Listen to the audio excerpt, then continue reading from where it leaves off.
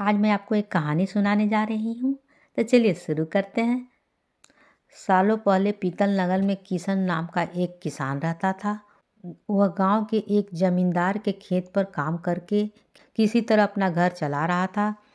पहले किशन के भी खेत थे, लेकिन उसके पिता के बीमार होने के कारण उसे अपने सारे खेत बेचने पड़े। मजदूरी में मिलने वाले पैसे से पिता का इलाज कराना और घर का खर्च चलाना मुश्किल हो रहा था। वह हर दिन सोचता था कि कैसे घर की स्थिति को बेहतर किया जाए। आज भी इसी सोच के साथ किशन सुबह सुबह जमींदार के खेत पर काम करने के लिए निकला। खुदाई करते समय उसकी कुदाल किसी धातु से टकराई और तेज आवाज़ हुई। किशन के मन में हुआ कि आखिर ऐसा क्या है यहाँ।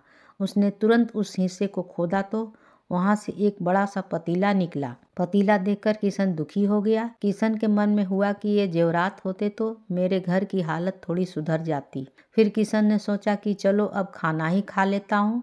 किशन ने खाना खाने के लिए अपने हाथ की कुदाल उस पतीले में फेंक दी और हाथ मुंह धोकर खाना खाने लगा। खाना खत्म करने के बाद किशन अपनी कुदाल उठाने के लिए उस पतीले के पास पहुंचा गया। वहां पहुंचते ही किशन हैरान हो गया। उस पतीले के अंदर एक नहीं बल्कि बहुत सारे कुदाल थे। उसे कुछ समझ नहीं आया।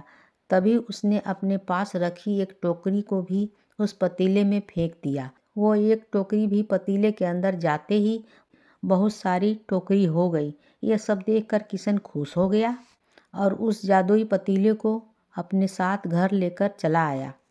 वो हर दिन उस बर्तन में अपने कुछ औजार डालता और जब वह ज़्यादा हो जाते तब उन्हें बाजार में जाकर बेच आता।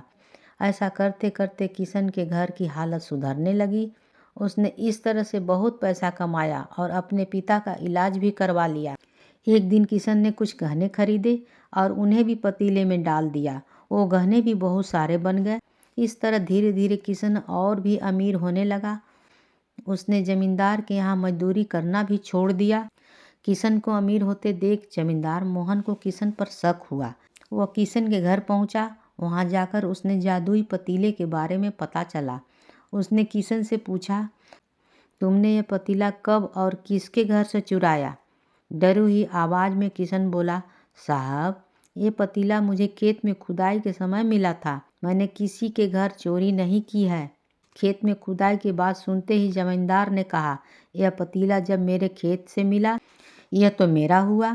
किशन ने जादुई पतीला न ले जाने के लिए जमींदार से बहुत मिन्नतें की, लेकिन जमींदार मोहन ने उसकी एक न सुनी। वह जबरदस्ती अपने साथ वो जादुई पतीला लेकर चला गया। जमींदार ने भी किशन की तरह बहुत तरह के सामान डालकर उन्हें बढ़ाना शुरू किया। एक दिन जमींदार ने अपने घर में मौजूद सारे गहने एक एक करके उस पतीले में डाल दिए और रातों रात बहुत अमीर हो गया। एकदम से जमींदार के अमीर होने की खबर पीतल नगर के राजा तक पहुंच गई। पता लगाने पर राजा को भी जादुई पतीले की जानकारी मिली। फिर क्या था, राजा ने तुरंत अपने लोगों को भेजकर जमींदार के यहाँ से वो पतीला राजमहल मंगवा लिया। राजमहल में उस जादुई पतीले के पहुँचते ही राजा ने अपने आसपास मौजूद सामान को उसमें डालना शुरू कर दिया। सामान को बढ़ता देखकर राजा दंग रह गया।